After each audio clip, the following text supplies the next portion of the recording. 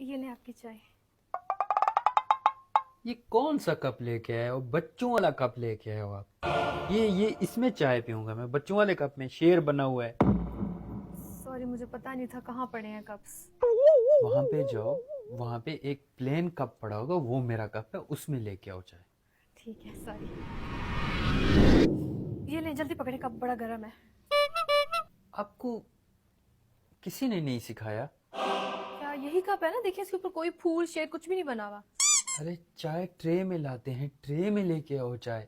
ऐसे गरम चाय में ऐसे पकड़ के बैठूंगा? कहाँ रखूंगा इसको मैं? Sorry sorry sorry sorry sorry, please मैं अभी लेके आती हूँ। यार बहुत लेट करती। Sorry sorry.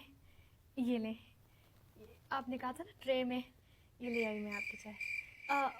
वैसे आप ये ट्रे से ही सुर्क लेंगे या मैं चम्मच ले आऊं? नहीं नहीं नहीं नहीं, और कुछ नहीं करना, बस मैं सुर्की लूंगा।